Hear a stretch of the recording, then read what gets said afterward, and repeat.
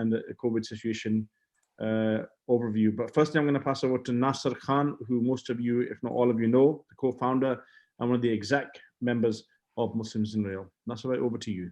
Jazakallah, Brother Nasim. So, Assalamu alaikum, everybody. Muslims in Rail is a community interest company. We were formed a few years ago, and last year we became community interest company, keeping in mind the specific interests that our community, the Muslim community, has. And our intention and our vision has been and is and will remain, inshallah, to connect, grow, and inspire Muslims working or seeking work in the rail industry. Now, when I say rail industry, we're not limited to rail industry. We've people within transport sector in general, whether it's aviation, London Underground, huge membership. Alhamdulillah, over the years, we have seen our members grow. We have done several events every year. Last year saw us deliver, alhamdulillah, over 50 events. They vary in nature, whether they are just a networking session, say at London Transport Museum, doing a school visit, delivering STEM sessions, reinvigorating, presenting ourselves as role models, mentoring our next generation, and also supporting our colleagues through professional career development. Alhamdulillah, a number of our members have held and are holding senior positions in their organization. And then these are the role models that we should look up to in terms of progressing our career, also maintaining the utmost responsibility that our faith presents to us. So I'm really grateful to NZF for holding this Zakat session for us. Inshallah, this year, they are our partners for the stuff that we will do. And one of the biggest things that we want to do, as we do every year, is raising money for a needy cause. And this year, there can't be any other need than the coronavirus pandemic. And inshallah, we will raise funds through fast money, for NZF, for the Suffering and Hardship Fund. And I would request and urge all of you today to listen to this Zakat seminar, and inshallah, we can spread the message to all of our friends, family, colleagues, and raise both the need of Zakat to our Muslim colleagues, and also explain it to our non-Muslim colleagues of why it is compulsory on us as Muslims and what we do in this regard. Back to you, Brother Naeem. Jazakallah khair, Brother Nasser. Assalamu alaikum once again. Just by way of some background, I'll give you an introduction about National Zakat Foundation and our speaker today, Iqbal. We'll keep it quite informal because it's quite a small group. As I mentioned, we can open up them for you to ask questions at the end. But if you have anything pertinent you want to remind yourself, just put it up on the chat on the side. And of course, if you have other colleagues that should be joining us, do drop them a WhatsApp message that we're taking, the webinar is taking place.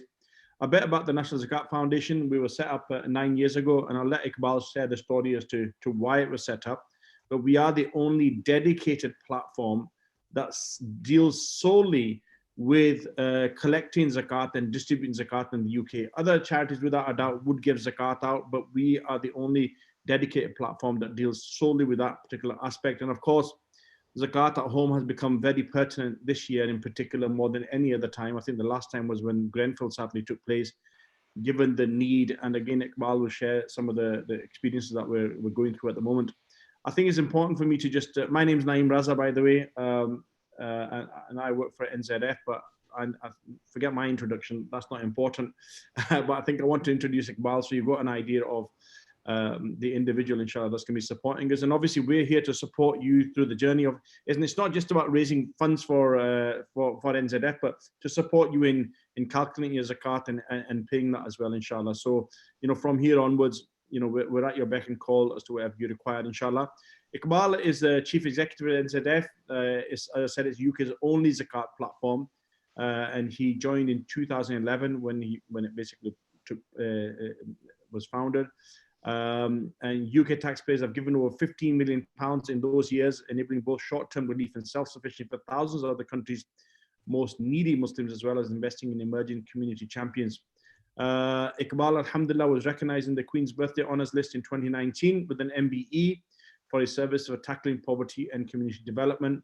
Prior to heading NZF, Iqbal worked for 5 years in investment banking as an equity analyst. He holds an MA in economics and a management from Cambridge University, and an MSc in voluntary sector management from CAS Business School. And he's also Hafiz of the Quran as well. Iqbal, Jazakallah khair. I'm going to pass over to yourself, but if you could start off, Iqbal, right? Just, Ramadan's around the corner. Just a short reminder about the importance of preparing over the next 2 or 3 days and getting the best out of Ramadan. Sure, okay. Bismillahir Rahmanir Rahim. I begin in the name of Allah, the Lord of Mercy, the Giver of Mercy. Alhamdulillah, all praise belongs to Allah. Wassalatu wassalamu ala Rasulillah. Blessings and peace upon His Messenger. Assalamu alaikum wa rahmatullahi wa barakatuh, everyone. Thank you for having me, and thank you for attending today. So just very briefly, I mean, we know that Ramadan, Allah subhanahu wa ta'ala says to us that the purpose of why fasting has been prescribed upon us, as it was prescribed for those before us, is that so that we can achieve taqwa. Taqwa meaning a deeper mindfulness, awareness, consciousness of God, and the kind of attitude that means that we are very careful in terms of how we progress through this life, careful to protect ourselves from the possibility of earning Allah's displeasure, and also keen to do the things that will earn His pleasure as well. And I think just one point I want to make, because obviously it's not about specifically Ramadan, but whilst a lot of Muslims are understandably, sort of maybe anxious in a way about what this Ramadan is going to be like compared to what we are used to, because of the fact that we cannot be together, we can't go to the mosques, etc. I would just invite you all to consider as well the significant blessings of actually isolation and not having that kind of social kind of contact and interaction. There is something about being alone with oneself and with one's family that allows us to hopefully develop a closer connection with Allah, and maybe have a bit more of a real Ramadan. All right, this time we'll know how much of our Ramadan is caught up with what everyone else is doing, because everyone else is doing it, as opposed to what we are doing because we want to do it and we want to develop that relationship and connection with Allah. So I pray that Allah subhanahu wa ta'ala blesses us all and helps us to witness this Ramadan and makes it really productive for all of us. Let's move on to Zakat itself. Just tell us a bit about the principle of Zakat, inshallah.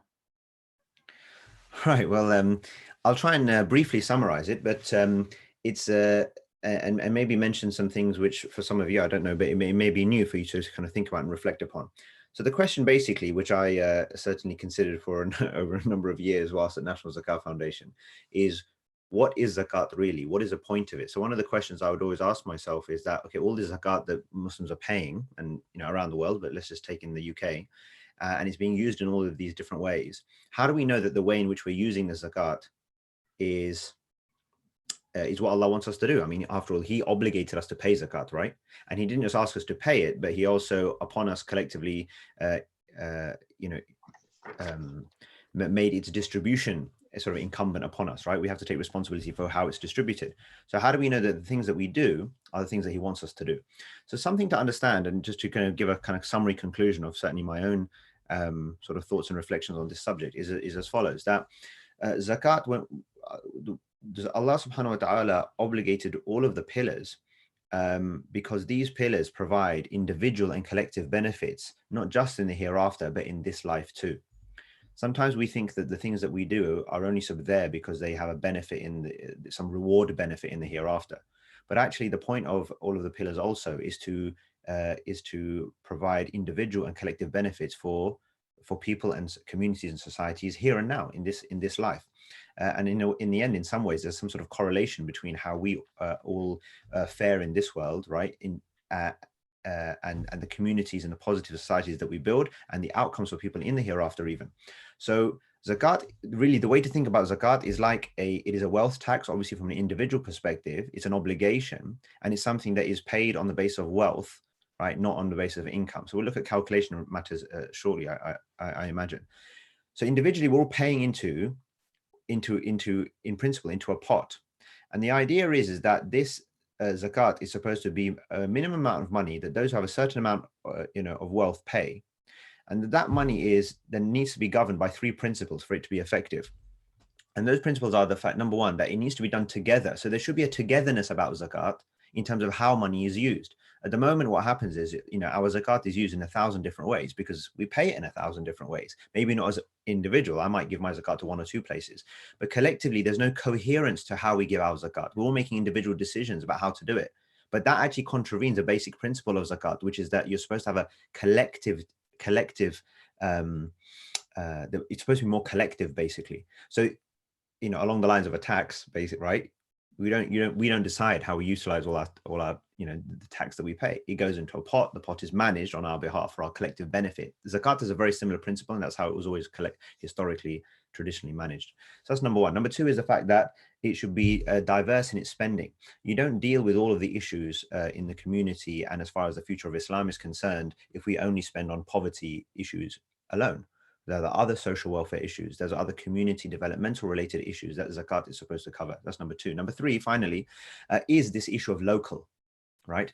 Now, when I say the issue of local, what we want to say is this, is that zakat, when we say it's a pillar of Islam, what it means, it doesn't just mean I and you as individual Muslims need to pay it. What it means is actually a pillar of Islam, meaning that it upholds Islam. It furthers Islam. What is Islam? Islam is this subservience to God, right? As a commitment to God, devotion to God, this way of life, as we put it. How is our zakat improving or upholding, furthering devotion to God on earth? Because if it's not doing that, is it really a pillar of Islam? How is it a pillar of Islam, right? So one of the ways in which we can do that, in addition to the first two principles, is the idea of, well, actually, the Muslims in any particular area at a level that they can organize themselves and have a common agenda and a common goals and objectives, right? And where they share challenges and opportunities, like, are supposed to pool this money and then spend and redistribute this money in such a way that furthers, right, the cause, if you like, of Islam, and as it moves forward. And so if we scatter our money all over the place, left, right, and center, then it's almost impossible to do that, because there's no coherence in terms of like what we're trying to achieve with this money, right? It's all very individual. There is no collectivity to it. So we talk about unity, we talk about doing things together, right? But actually zakat is supposed to represent a way in which we can do that. So just imagine, and I'll close with this, just imagine if the £500 million, possibly up to £1 billion, possibly more pounds a year that should be being paid in zakat by Muslims in this country. Just imagine if it was organized, paid accurately, and then organized along the lines of the principles of what we're just talking about now, which is that we actually had every Muslim paid into a pot, and we knew that this pot was collectively going to spend on multiple different things, but on behalf of all of us, managed in our best interest, right? Number two. And number three, that it was localized. Within 5 years, 10 years max, right? The whole situation of Islam and Muslims in this country will be completely different, as long as it was being managed along with the kind of an ethos and the principles that aligned with obviously our beliefs and our worldview. At the moment, what we're doing, unfortunately, is kind of the opposite. We don't do it together. We kind of do it individually. We do it spread in multiple different locations and geographies. And we typically spend 95, 99%, if not all of it, on purely poverty concerns only. So we're actually contravening all of the three core principles of zakat, collectively speaking. And so one of the things National Zakat Foundation is trying to do is help us maybe revive the pillar of zakat to achieve what it's supposed to achieve. Look, before I ask you to put local zakat in some perspective, just tell us about one or two incidents as to why the principle of giving zakat locally first came about in 2010, 2009, when you were first thinking about it. Yeah, so originally, like, it was born out of a reality that there were individuals that were making themselves known within the community who were in really grave financial kind of difficulties. And I suppose the issue came up that, look, we actually don't have an organized way of dealing with need in our community. Yeah. So you have Muslims who turn up to maybe a mosque, right? And are saying, we need help, or I'm in difficulty, or my family's in difficulty, whatever. I'm a refugee. I'm, maybe an asylum seeker. Oh, I've just lost my job, or whatever, what have you. And we just didn't have an organized way. Like, so maybe a handful of mosques, right? Literally a handful would have some mechanism, right, by which they might have some funds, some surplus funds to maybe support people. But typically, and still it is the case today, that, you know, at a local level, there isn't really that, it's not organized, basically. There's no system within our community. So we talk about, this is the irony of our situation. We are on the one hand, like the most generous community, but we are also on the other hand, like the most disorganized when it comes to dealing with need within our community. So there's this weird kind of paradox almost, right, going on. So National Zakat Foundation was born out of this, was at the beginning born out of this concern that, look, how can we organize this? How can we make sure that when a Muslim presents themselves in this country and they're in need, that we're going to, and they present themselves to the community, that we have a way of dealing with that. Yeah. Now that's a really basic thing, right? Like, no one can disagree. Whatever we think in the end about, you know, how much money we should give abroad versus locally, and trying to compare sort of needs and all levels of poverty and all of that stuff, a lot of which is a bit of a red herring, to be honest, in this conversation. But even if you go down that route, we would all agree that if there is a Muslim in this country who presents themselves to our community to say, I'm in difficulty, I'm in need, we need to have a way to respond to that appropriately. Yeah, we'll all agree on that, right? Whether that's through signposting, through advice, through non-financial support, but if necessary, through financial support. Yeah. So that's what NZF, how NZF was born. And then some of the later kind of considerations, which, you know, over time related into other things like, you know, the principles that I've touched upon.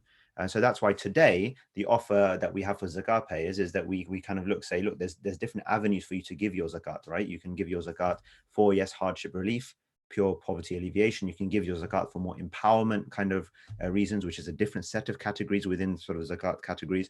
And then you can give your zakat also to support individuals who are at the forefront or emerging in terms of furthering the interests of Islam and Muslims in the community as well. So that's the diverse sort of nature of what we're offering at the moment, to enable some reflection of the, you know, the various causes or concerns that zakat is there to take care of.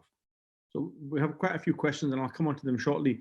But I think you put something in perspective a couple of days ago at another webinar, the difference between zakat and sadaqah. Yeah, sure. So that's it. So let's look at what we were discussing earlier, right? Sort of, it's basically the way to understand it literally is the difference between, like, or a useful way to understand it is the difference between tax and charity, right? So, you know, it's really interesting, right? So when like, say your local council, like, you pay council tax, right? If let's say we all pay council tax. Like, we would be shocked, right, if the local council was using any of that tax money, council tax money, like for the interests of residents in the neighboring borough, forget somewhere else, but another borough. No, like, if I pay council tax in my borough, like, that's supposed to be for advancing the situation of this borough over here. And at a national level, none of us can complain or have a moral problem with the fact that the UK government only spends 1% or whatever it is of its revenue on international aid. Yeah, because of obviously this is dealing with the situation of people here. So zakat is very much like that. It's as we said, it's collective. We pool the funds. It takes care of a wide set of issues that's in all our collective interest. And obviously, we all have to make we all have to almost, like, as givers, we have to almost suspend, as to a certain degree, our judgment of what the best thing is. Because if no one ever does that in a collective, then there is no collective. Yeah, there is no collective then, because then we're all just going to go haphazardly in our own direction. Yeah, right.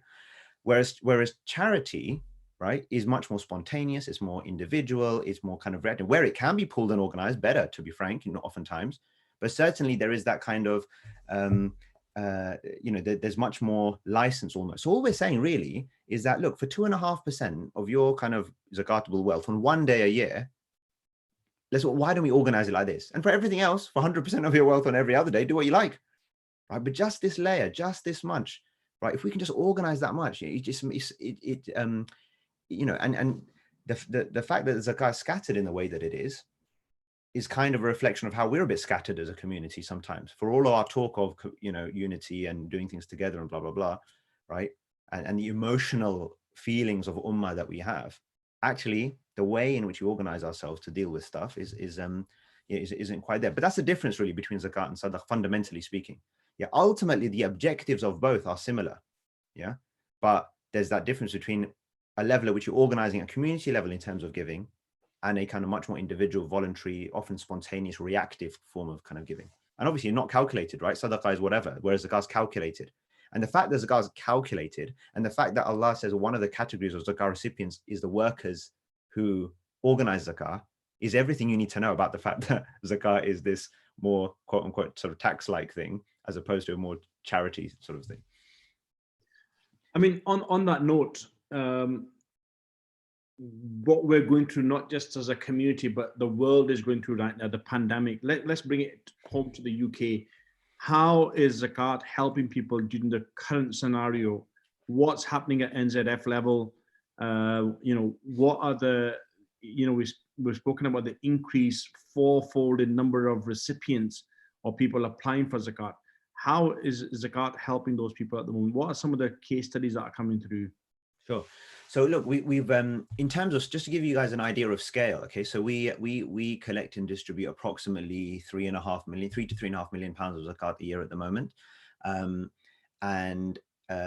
we typically do that, obviously, as you guys know, right? Like 80% of that money comes in Ramadan, and like, maybe 80% of that comes in the last 10 days. Then 80% of that comes in, 27 to 29th, right? There's a very tight window. So it's extremely seasonal, obviously. So what we do is at the end of Ramadan, that's our peak in terms of funds that we have, literally, right? Zakat funds. And then we make sure as a minimum that we get that money out between now and also between the end of Ramadan and at least the start of the next one. Yeah. So there's a kind of monthly distribution as need presents itself and people present itself. So historically, like we've never had more than say 800 applications a month, which is still a fair number, like 25, 30 people a day, right? Getting in touch with us from around the country, across the UK. In the last 4 weeks, we've had over 3,000 applications. So for support, so people reaching out for support. And that's, so we're averaging 100 a day at the moment in terms of people getting in touch. So literally every, 15 minutes or something, right? Literally every 15 minutes, a Muslim in this country is submitting their kind of request to NZF, look, I need help, I'm in difficulty, right? And so we obviously don't have to have the whole systems in terms of assessing that and doing what we do about that, which we can talk about maybe later.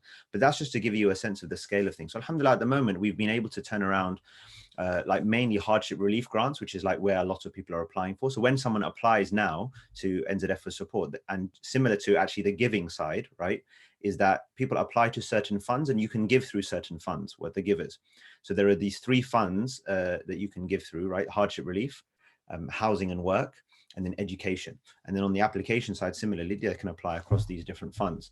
So at the moment, like 90% of the demand that we're getting obviously is in this hardship relief side of things. Now, why is that so crucial? Because obviously the situation has meant that, the financial impact of the situation is obviously a multiple greater than even the health impact, obviously, right?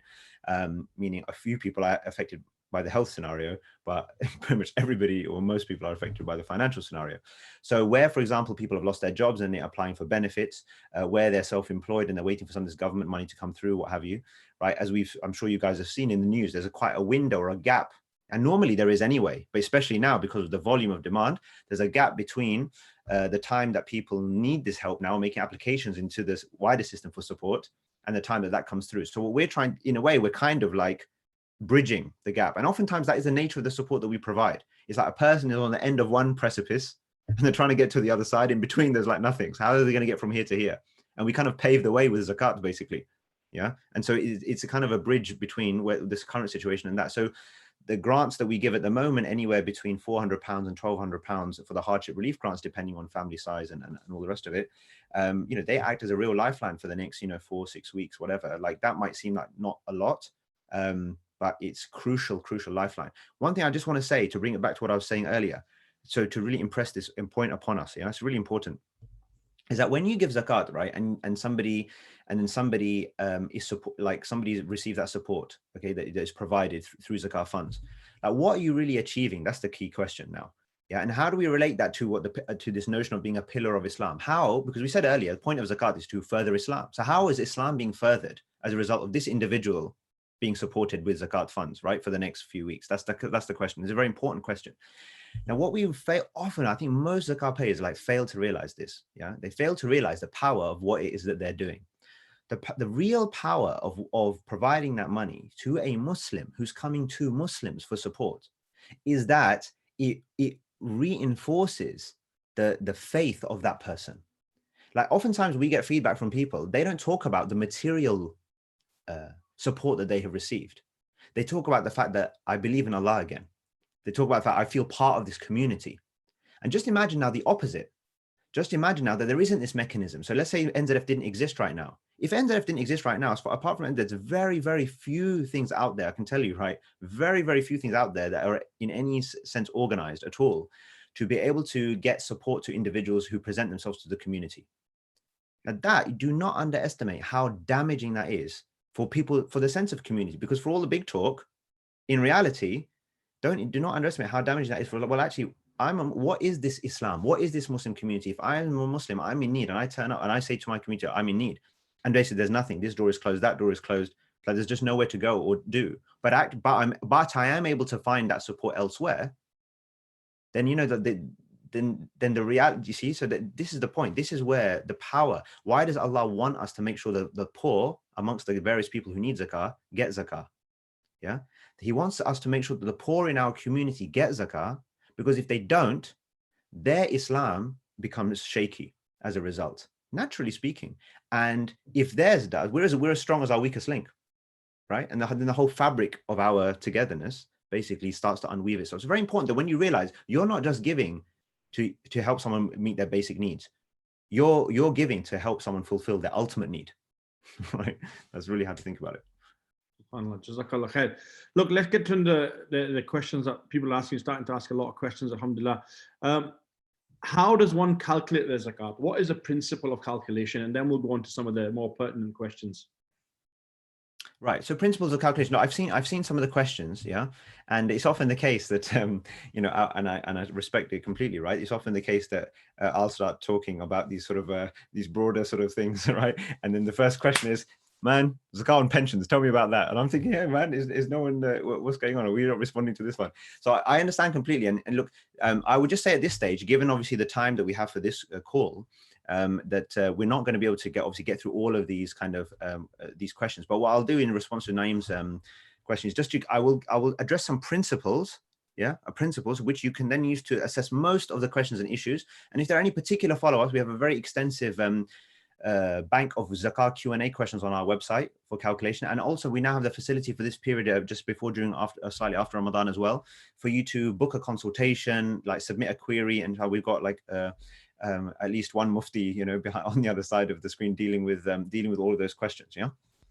But just in terms of principles, so what do you pay zakat on? First of all, we said that it's a wealth related, not income related. So this means that there needs to be a certain point in time at which you calculate zakat. So the question for you guys is this: do you have what you call your zakat anniversary? Yeah, you might know when your birthday is. You might, if you're married, know when your wedding anniversary is, or you better do if you want to remain married, right? So, but do you know when your zakat anniversary is? Yeah. So what do I mean by your zakat anniversary? Like, this means the specific date in the lunar calendar or the Islamic calendar, based on which you're going to make your calculation. Now, many people say, oh, I'll pay zakat in Ramadan. Okay, fine. But in relation to which date in Ramadan are you going to make your calculation? Is it going to be 1st of Ramadan, 10th of Ramadan, 27th of Ramadan, whatever it is? So you need to have a specific anniversary. Then on that date each year, you sit down, you look at your affairs, and then you assess, you're looking at a balance sheet or a wealth kind of assessment. So obviously cash, the fundamental principle is this: cash and anything that is expected to turn into cash, right? Cash and anything that's expected to turn into cash is basically subject to zakat, right? In principle. So that means, so obviously the cash that you have, wherever it is, it's not just your savings, right? It's whatever cash you have, any disposable cash that you have, money that is owed to you, as long as you're confident that it will come back. And even where money is tied up in something that you're expecting to, or that the reason why you own that thing is because you expect it to result in cash at some stage for you. All right, so these are some principles. So yeah, so that I'll leave it there for now. There's some deductibles as well. So anything that on that date which is outstanding, right? So any debts that you have that are outstanding or due today, or could be claimed from you in their entirety today on your calculation date, these are deductible.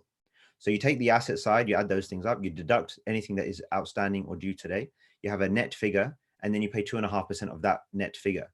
So future mortgage payments, future whatever payments, right, beyond your zakat date, you typically can ignore, right, because they relate to then your following cycle. So zakat, so the way to think about your zakat date, just to finish this, is that it's like the last day of your Islamic financial year, because the first time you come above the nisab, or the threshold above which you need to pay zakat, you don't pay zakat that day, right? You let the year run, then the year finishes, So it's like my year has finished, then I'm just doing, okay, where have I ended up? Oh, I've ended up here.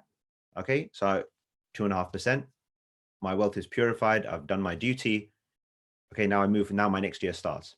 Yeah, and so the fact that you've framed future mortgage payments, future whatever payments, these will reflect in your subsequent calculation. Yeah, at the end of that next year.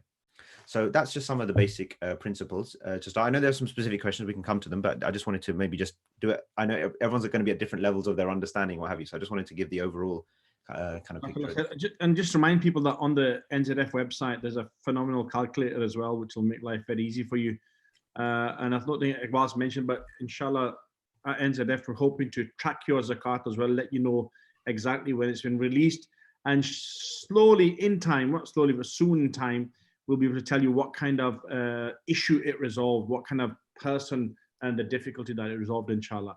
Let me take some of the specific questions that are coming through. Salary sacrifice. Season ticket companies often offer interest-free season ticket loans payable over 12 months with the payment taken direct from salary. Is this a liability? Is there a liability in zakat terms?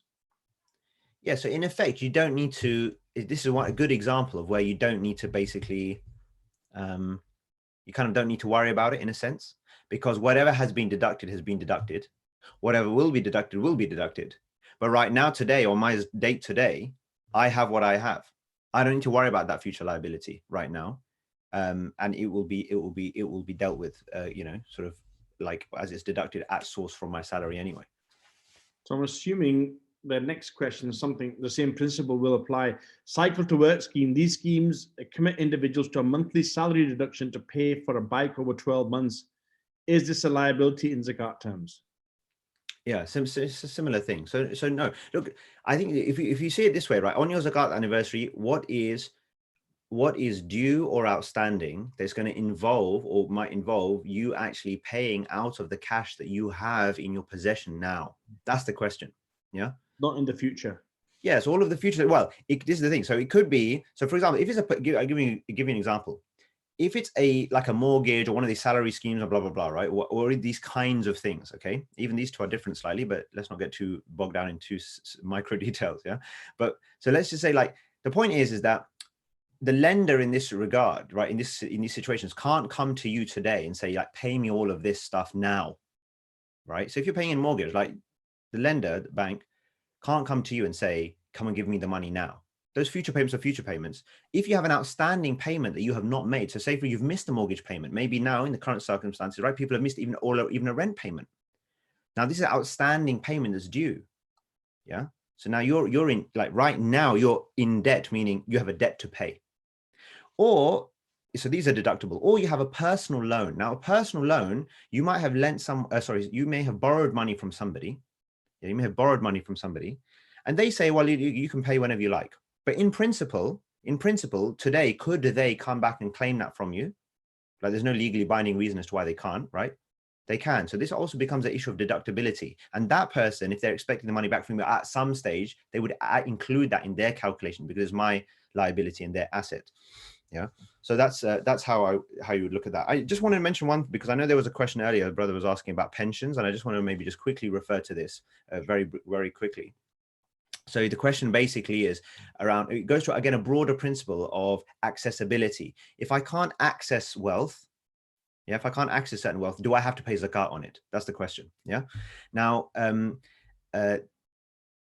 now look at the example that we just gave. So say, for example, you guys, if you lent somebody £1,000, if you've lent someone £1,000, and as long as you're confident that they're going to give that back to you at some stage, you still include that today in your calculation, but you can't access that 1,000 now, right? But it's still your asset. You still include it. So there's just a simple example of where it's not necessarily the case that unless I have something in my hand right now, right, that I don't pay zakat. That's one example. Now in the pension, the point about it, the pension situation is, the question is, like, why is zakat due on pension schemes if I cannot access that pension until I've, kind of come to that age? So again, it's a very, you can look at it in a very kind of complicated fashion, but to try and boil it down to simple terms, right? This money, the point about this money is that first of all, it's yours. So where the private pension schemes, like, it's yours, like that money is yours, number one. And especially there's something to be derived from the fact that if you die, what happens? Say you die before you retire, what happens to that money? typically you will have signed something, or something will happen where it basically becomes part of your estate's distributed, right? Now, maybe different schemes have different provisions around that, but that's a good evidence to show that it is yours. Yeah. If you die, like, your beneficiaries will get that money. So it's not like it just goes off into the ether somewhere. Yeah. So that's an indication of that. And the point is that this is money that's being invested on your behalf. Yes, you've chosen to put your money into a wrapper that basically says you can't touch this until X date. But the truth of the matter is, right now, that's still your investment that has a discrete value, and it's working on your behalf. It's not like dead money. You know, classically they give example where somebody buried some of their treasure, and then they went off somewhere, and then they didn't remember where their treasure was, for example. And now, do they pay zakat on it because it's theirs, but they don't have it? So then they say, no, they don't pay zakat because it's not accessible right now. They can't do anything with it because that's just dead money. Nothing's happening. Whereas your money in your pension is productive wealth, is being invested on your behalf. So you deal with it like a normal investment. The fact that you just can't access it right now, well, okay, fine, you can't, but that doesn't mean that it's not yours and it's not being invested on your behalf and not working on your behalf, if you like. Now, the treatment of that is a separate point. I don't want to get into that right now because that's much more complicated. The treatment of that is specific to what it is invested in. So if it's equities, if it's this, if it's that, if it's the other, then it's not just 2.5% of the whole thing. It's actually typically a lot less than that. But yeah, anyway, I just wanted to mention that point now. Okay, very helpful to pick up on your point about local spending. If our money goes into a central pot, how do we ensure that money is spent on issues in our towns, cities, and villages? Or put it another way, what input can we have on the issues that get funded? Yeah, that's a really good question. So I think this is one of those questions that needs. I think it's like an evolving thing, right? So at the moment, the way we are, like, there's no legal authority, obviously. So say within any community, like minority sort of community setup. To pick up on your point about local spending, if our money goes into echo, hang on. How do we ensure that money is spent on issues in our towns? One in the background. That's it. Okay, we're all muted now. Yeah, I just muted everybody. I unmuted you. Okay. All right. So where were we? Yes. So look, there's no legal authority. So normally speaking, like think about, again, go back to that tax analogy we gave, right? How do you, like, you have the ability to vote in and out of government, right? Vote for your representatives who's managing the sort of the economy and the system, and decide. And maybe that's the thing. Maybe there's something around, as Muslims, like it's a question maybe to do with like our kind of like leadership generally. Like, how do we decide on leadership within our community? You know, on the one hand, we kind of say, yeah, we need leadership. But then we're quite different to, obviously, you know, Christian and Jewish kind of communities, where actually there's slightly more of a formal way about like how authority and leadership comes together. Whereas in our community, it's quite different in that regard. That has a lot of positives, but it also means that we need some way of appointing and dismissing, right, and holding to account like leaders and leadership. So it needs to be, you know, it needs to be done in that way. At the moment, anyway, in the absence of that, like if you have an organization, so literally just take in our case, in the National Zakat Foundation, I think it's just about like, what's the nature of the organization and the people in it? Are they listening? Are they transparent? Are they trying to communicate what's going on? Are they open to ideas and feedback? And how are they absorbing that in? There's just obviously 1,000,001 different considerations to take into account when you're making decisions on how to use this money, how to spend it, the criteria, policies, and all the rest of it. I suppose we can do our best to give that. That's why for me, it's always been important in this work to have like some sort of guiding overall principles about what is zakat, what are we trying to achieve ultimately, which unfortunately, and I don't mean to criticize any particular organization, but too much zakat has been handled by too many organizations who don't even have the first idea of what zakat actually is fundamentally all about, nor oftentimes who have actual policies like governing how they even use zakat that are publicly available. You know, that's a reality that has been the case for a long time now. So certainly what we need to have is as best as possible, humble, right, accountable, transparent, and sort of your way of working, which allows and invites kind of comments and feedback and ways in which to, and ideas, I suppose, in terms of what to do and how to do it. You know, so that's something which I think is a collective endeavor. And is more to say about how that could be organized, but certainly there's lots of, it's a good question. There's a lot more also to be thought about in terms of how do we organize that so that like people have a stake in the process to the extent that they want, but that it still remains a collective process that where we feel, yes, we're all putting into this collective pot. I think on the point of good question, I'm just going to say something to the group that, you know what, we've had a lot of webinars, and I think this group, for whatever reason, is asking the most variety of questions and the best questions I've seen for a long time. MashaAllah. What kind of people do you find are giving to NZF? Because obviously the idea of giving zakat is very alien to many people. Yeah, so I think maybe the question is also kind of touching on what kind of people are giving through NZF, because NZF focuses on the local concerns versus perhaps others. I don't want to overly like generalize, because I think we have a very massive variety of givers, right? Obviously, geographically, gender-wise, in terms of ethnicity, age, the whole works, yeah. So there's a lot of diversity in it, no doubt. Alhamdulillah, and actually, historically, it's something whenever we've had events before, I've been really pleased by the fact that actually is like very diverse in terms of who turns up in that room. In terms of like the sort of people there, it's like it shows the best of the diversity of the community, right?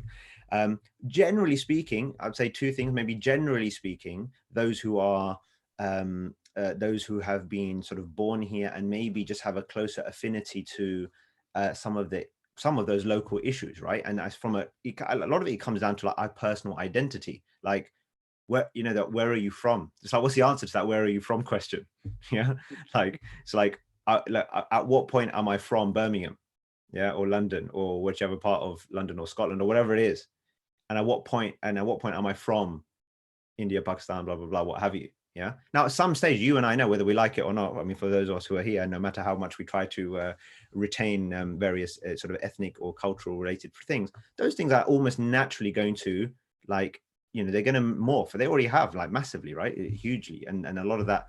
And actually, there's a very helpful thing going on in that, because what it forces us to as Muslims is to realize like what is Islam and what is the rest, and which parts of like our forefathers' practices, if you like, and ways and methods are particular to that particular time and place culturally, and what makes for a kind of a healthy future of Islam where we are right now.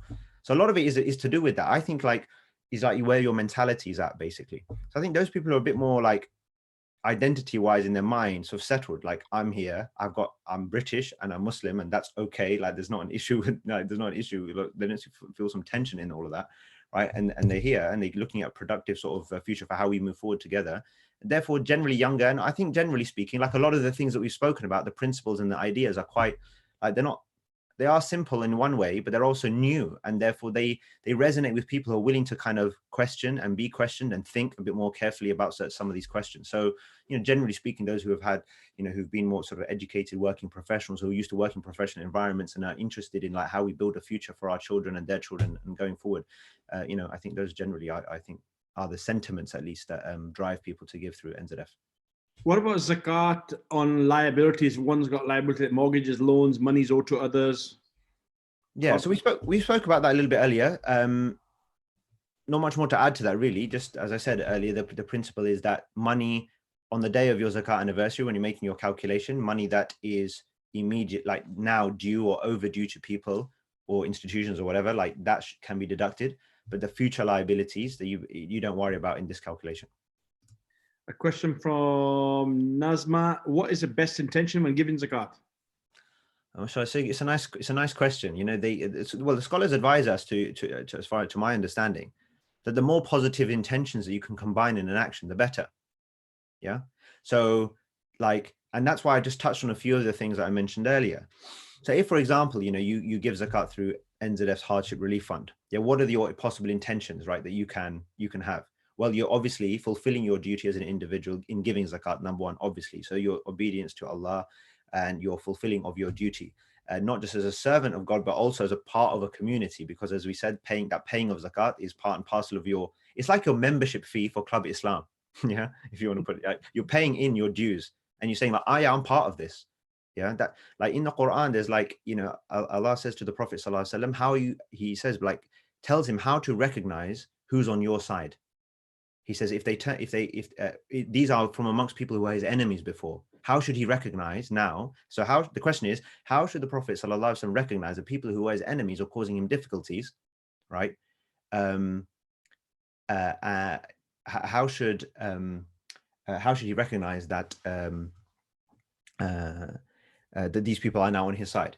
And all Allah says is that if they repent, if they turn back to Allah, they establish the prayer and they give zakat, then they are then they are with you, right, in faith. So that's that. So there's that side of things. Then there's obviously the intention of supporting individuals in your own locality, restoring the faith and giving hope and confidence to somebody who is in difficulty. You know, multiple different intentions, right? It's investing or putting something in alongside so many other people in your community for the future of Islam and Muslims in this country. So there's multiple things that you can do. So lots of positive intentions you can gather. I mean, look, there's a lot of questions coming in, so we might extend this by about 5 to 10 minutes max.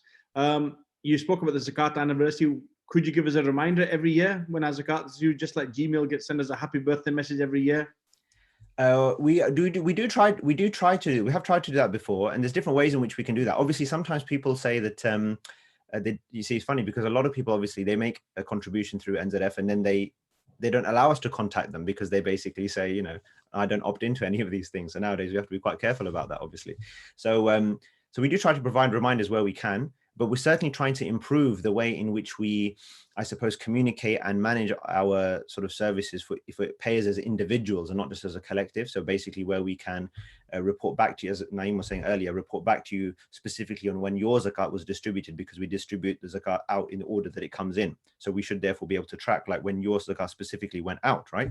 And then to remind you when it's due again, etc. But, you know, it's not too onerous for you also to try and kind of you know, make sure you keep a note of that. And that's why obviously many people do it in Ramadan, because it's memorable. And then, as I said, you just have a specific date in Ramadan and that will help you also remember. Not to go back into pensions, but more about zakat being not paid in the past. So for example, with a direct contribution pension and zakat for previous years. So generally about backdating zakat that you have not paid, you've missed out a certain calculation, etc. Yeah. No, it's a good question. So we have a section on our website under the calculate sort of section, which is related to missed zakat specifically. So do go there. And in principle, like in, you know, zakat that has not been paid historically for whatever reason, in principle should be paid. So even if it was not paid out of ignorance, I didn't know, whatever, like obviously there are some people who might say, oh, I missed out on this calculation or that calculation point, right? But actually typically, like you have so many, unfortunately, thousands of Muslims who just did not pay zakat at all for years, right? When they should have been paying, and then they started paying. So they obviously also need to backdate their zakat. Sorry, just excuse me one moment, please. Sorry, I'm just my daughter didn't realize I was in the call. Thank you very much. Thank you. Very kind. MashaAllah. Oh, I've been delivered a sandwich. That's really good. MashaAllah. Many other people who have not got their their videos up, they're obviously having their lunches right in the background. Yeah, that's right. So sorry, carrying on with the point of No. So it should be paid now. In principle, it should be paid. In terms of somebody, I think the question was about like kind of pensions and specifically and and missing those payments out. There are some particularities in terms of, first of all, were you acting on the basis of knowledge or ignorance? Meaning, were you acting on the basis that you were advised that, oh, no, it is not payable, therefore I didn't pay. And now later you may be more persuaded by an argument that says, no, you should pay. That's a different scenario versus somebody who never really gave it much thought at all. So that's one question. Then the other question is in terms of the particularity. So to be honest, this is the kind of question where someone, this is the kind of question where like your individual circumstance like just needs to be looked at, and so you need to have tailored advice to your situation. So I would advise you just in this situation to maybe get in touch through the website or book one of our consultations or meetings, inshallah, to specifically share your particular situation. Then inshallah we can advise on that. Brilliant. When zakat is collected, when is it actually paid out to the end user? What's the time limit? What are the rules on paying zakat to non-Muslims? And would NZF ever fulfill an application from a non-Muslim in need? Wow. Right. So we try to, as far as the first question is concerned, then we try to get the zakat out for you as an individual. We make sure your zakat is distributed before you next have to pay zakat as a maximum. Yeah. So if you paid zakat to us last Ramadan, it shouldn't be the case that now you're paying your zakat this Ramadan and that your money from last Ramadan has still not gone. Yeah. So that's the principle, and we've alhamdulillah managed to adhere to that principle ever since we've begun. Yeah. But as you can appreciate, and as I mentioned earlier, it's extremely seasonal, right? So basically, for like a few months, literally a few months in a year, we're distributing the money that was given, say, just in that 10-day period in Ramadan, right? But then very swiftly after that, the next sets of distribution that's going out in the future months is covering like whole months basically afterwards, right? So at the moment, to give, because we've just been looking at this right now, at the moment, towards the end of April, beginning of May, we are now starting to distribute money that was given in around December, January. Yeah. But within literally like 2 months time. So by the time we get to July, we'll actually be starting to distribute money that's given this Ramadan already. Yeah.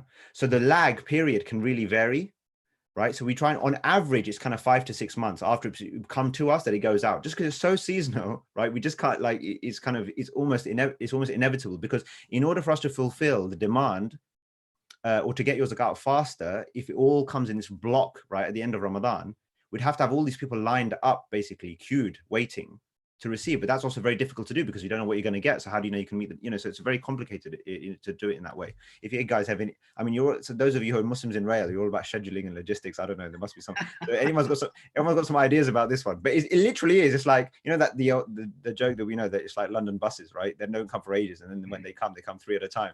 Yeah. It's exactly like that. That's what's going on with zakat, right? It all comes one block and then you have to deal with that flow out. So anyway, on average, 5 to 6 months, but it can be anywhere from 2 months up to 11, depending on when precisely you paid. So that's how that works. Okay, so we're not going to take any more questions, but there's still a banker question I'm going to try and get through quickly. Non-Muslims, how should they be treated? Right. So fine. In principle, so a good question. In principle, historically and classically, zakat was always typically understood as an intra-community form of support. Now, remember, go back to what we were saying earlier, yeah? In terms of why do we give zakat to the poor person? The reason we give zakat to the poor person, poor Muslim, is so that their Islam, is preserved. Yeah, basically, that's the fundamental reason as to why Allah wants us to do this. So that's that. So as far as now dealing with a need outside of the community, there are varying views on this, right? So it's as many things that there's difference of opinion on the matter. So some say that, under no circumstance are they to be helped with zakat funds, but they must be helped, right? Just not with zakat, but we should still do our duty, and that's where your sadaqah and other thing comes in. So that's one view. Another view is that, okay, when you've reached a certain stage within the community of dealing with the needs of the Muslim community, then you use any surplus funds in that way. And others say, no, actually you can give to non-Muslim and non-Muslim alike, and actually giving to those who are not Muslim is a way to incline them towards Islam. And there's a category in the zakat of those that you want to incline their hearts, which is a highly disputed category of what exactly it means. But that's one of the interpretations, that's what it means that you can do. Now, we as NZF, generally speaking, I found that we then, in order to achieve what we're trying to achieve in the long run, right? So I tried to think in NZF terms, not just of what's going to happen this year, but like, okay, how are we doing stuff now that inshallah sets stuff up for 100 years time, okay? And in trying to make those assessments, one of the things that we also know is that we have a very conservative community, right? So now if we started giving zakat to non-Muslims, right, if we thought that was an okay or the correct thing to do, then obviously that would seriously divide opinion in the community. Yeah, then we have another set of whole dramas, basically, right? So I'm not saying in principle, like I think for me personally, I think that actually it's the right decision for multiple reasons, not just for that reason, but even in principle, to focus our zakat within our community so far in this country, because actually Muslims are disproportionately poor in this country relative to wider society. Statistics show that. You can see that in a number of different studies, right? So I think the fact that we focus within in that is the correct thing to do with zakat funds right now. But I think it's also correct that we make sure that collectively, financially, and in other ways, we're doing our best to represent like the best of Islam and the spirit of Islam with everybody that we live with, of course. Do you partner with other charities who get zakat donation to help them spending it? So alhamdulillah, I mean, we've always been open to that, obviously. In a way, the question is... Before you don't look, we're hitting 2 o'clock. I'm going to extend the session by 10 minutes, just a reminder to everybody who's watching, or maybe people who couldn't attend today because, they had work meetings, whatever. It will be placed on YouTube, and Nasser and Hassan, the team, will get the link. So you can share this session with your other colleagues, or if you missed out on anything, especially the questions at the end. And of course, you can go to nzf.org.uk. And, we're available there for you to get in touch for calculations, or God forbid, somebody who needs to make an application as well. So, if you are aware of anybody looking for an application that needs any support, please get in touch with us. And generally, as Iqbal mentioned, there's a bank of questions already there, but also there's a team behind that can give you a one-to-one consultation. So I'll make sure that information is sent over to you by myself or Mahbub, inshallah. So back to the question, it was about paying as other charities. Sure. Yeah, so look, I suppose we have an approach now where we're saying we are very open to help distribute zakat, not just of individuals, but organizations. So if an organization like an international relief organization collects, zakat, and they decide that they want to start doing more locally, then we'll happily facilitate that process. And alhamdulillah, a good example. Yeah, I was just going to mention. So recently we've had really the first major kind of contribution in that way. So Islamic Relief recently entrusted NZF with £150,000 of its kind of unrestricted or surplus zakat funds to help with the extra demand that we're seeing from this whole because of this whole situation that I described to you earlier, that we're getting a lot more demand from people who need support in our community. So that's something which inshallah we're distributing. So yeah, so in effect the question is maybe not so much for us but for others, right? The question is like, well, do others want to start thinking about rebalancing the money that they have, right, between local and international concerns? I think before people as they start leaving, we're obviously going to put this on, but just a reminder for Muslims in Real, Fast Money charity campaign supporting NZF, the Hardship Relief Fund, which really is aggressively and intensively trying to support people who are impacted, not just generally throughout the year, but further impacted because of the COVID virus issue. So that's a plug to make sure, please look out in your inboxes, your WhatsApp messages within the group regarding Muslims in Real Fast Money charity campaign. So your donations will support, your zakat will support those in need in the UK. That's a wee reminder from myself, and of course more of that will come out later on. We'll just carry on with some of the questions and try and get to the end of them, inshallah. Let's have a look over here. Some people pay monthly in the name of zakat, salary sacrifice or other deductions. Is that okay?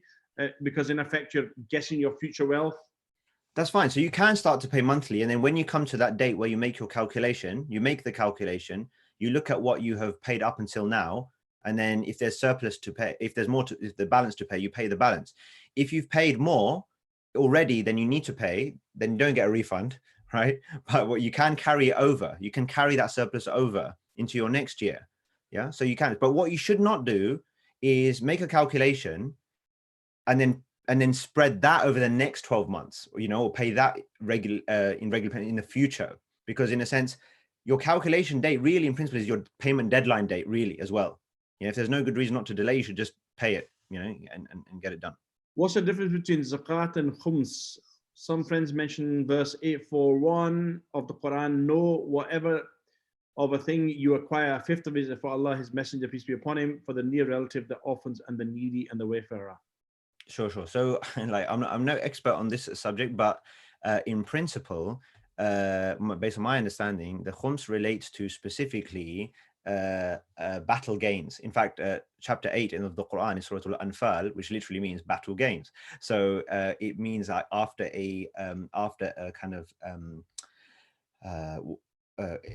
one of these episodes where a community is now in a situation where it's where it has acquired new wealth through that way, how do you distribute that? How is that wealth distributed? Now, some interpret it as more broadly. So I think in the Shia community, like khums is a more widespread sort of giving, and they apply it more broadly speaking, whereas others understand it to be specific to that specific situation. Whereas zakat is more like, everybody does it every year kind of thing. Possibly last question. A mother with a young child was rejected because she didn't have the necessary paperwork. Does NZF have a policy to provide only to those with proper documentation? What about the ones who are left out, asylum seekers or those with no visa status? Sure. So there's two things within that. So look, whenever if you know of a specific scenario where somebody has for whatever reason been rejected, right, then I invite you to I'm happy for you to reach out to me specifically on that, right, is to share like whatever you might know about that situation so we can assess it. So we do have, as you will an independent loop within the organization where a complaint can be registered, feedback can come through, so we can reevaluate a decision if it is felt that a decision was not made properly. Yeah, so that's number one. So because oftentimes, I mean, I've dealt with a lot of these over the years, and I can appreciate that sometimes it looks like, it looks bad basically, right? Why is this person clearly in need? Why have they been rejected? What's going on? Now remember that we have to strike a balance between the rigor of information to make sure as best as we can that on behalf of zakat payers, and frankly in the eyes of Allah, that we are distributing zakat to those who are actually in need. Because of course, as you can appreciate, there's lots of fraudulent type situations and whatnot that we have to also make sure that we are not falling for. Yeah.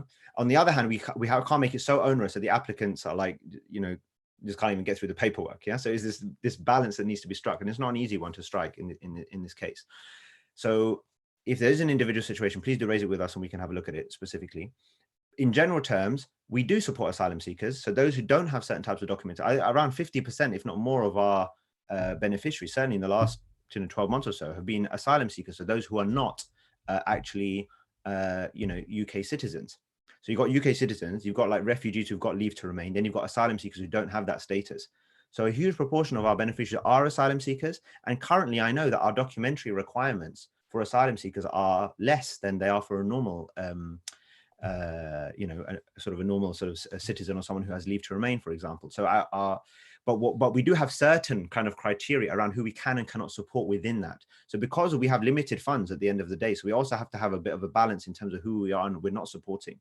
There are criteria which are detailed on our website on the Hardship Relief Fund page, that yes, we do support asylum seekers, but there are certain criteria in terms of relative to the timing of when they have submitted the application for leave to remain, right, relative to or when they have may have received a rejection letter for their application for leave to remain. So based on certain specifics, that we have a parameters within which we say, yeah, we can help certain people, we can't help everyone. I'd love that not to be the case, but it's just not feasible for us to open the floodgates to that degree when we don't necessarily at this stage have the financial kind of capacity to do that. But inshallah, like if we do it, then we can open that further. But there's a balance to be struck, right? Because you have to also appreciate that it can be very difficult if through what we're doing, we're creating a dependency, number one, or creating or making someone whose situation is inherently unsustainable or problematic, like by giving them, it might help in the short term, but actually it's encouraging them to sustain a situation which in the long term is going to be really difficult for them,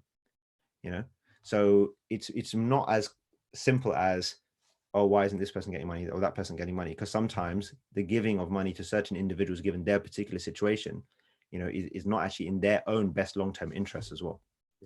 Jazakallah khair. Before I pass over to Nasser to conclude, just want to remind everybody, don't forget to donate to Fast Money, which is supporting NZF's Hardship Relief Fund, and that is really needed at the moment, given the fourfold increase number of applications coming from people within the UK on the back of the COVID scenario, as well as general issues that they face throughout the whole year. And this recording will be available on YouTube, inshallah. So you can donate at Fast Money, basically nzf.org.uk/Muslims in Rail, and Nasser and the team will send that out to everybody who's participated. Iqbal, final words before I pass over to Nasser to conclude? No, just Jazakumullah khairan, and may Allah reward you all just for being here, participating. Alhamdulillah, it's nice to see positive comments in the feedback. I'm glad it's been beneficial for you. If you have any further questions or comments, please do get in touch. Inshallah, we'll do our best to support and to help. And thank you to Muslims in Rail, Mir, I like that, Mir, to get us just to support this effort, really. And I really appreciate the fact that you've been really proactive in doing that with us. So thank you so much. Jazakallah khair. From myself, Jazakallah khair. It's been a very fascinating little group, a lot of engagement compared to many that we have, alhamdulillah. I travel on the train quite a lot around the country. So if you work for any of the 2 or 3 big ones, let me know what times you're on, and I can try and get into first class. Nasser, over to yourself, just to conclude the session, inshallah. Jazakallah khair. I mean, I can't thank you all enough. What a brilliant session, very thought-provoking, and I'm loving all these questions and the responses that you've kindly provided. Definitely a lot of us will have our calculators out for the zakat calculation. Fast Money, mashallah, already has started pouring in, and like you said, it's definitely 80% will inshallah come in the last ashra, and probably another 80% in the last 3 days of Ramadan. So we're watching this space. We're hoping that the hardship fund that will be generated or donated via MIR donations will help the needy and the poor. And what a great work that you all do. And inshallah, if there is anything else that you need us to support, please, we can talk offline and discuss it. And looking forward to this collaboration getting stronger in the future, inshallah. Jazakumullah khair to yourself, Nasser, Hassan, the rest of the team, Iqbal, Mahbub, and everybody that's tuned in. Inshallah, this will be available online very shortly. Jazakumullah khair. Have a blessed Ramadan, inshallah, when it starts on a Friday, I think. So I'm just giving you my guess, but don't take that for different. Check out your local moon sightings. Jazakallah khair. Assalamu alaikum wa rahmatullahi wa barakatuh. Salam. Salam.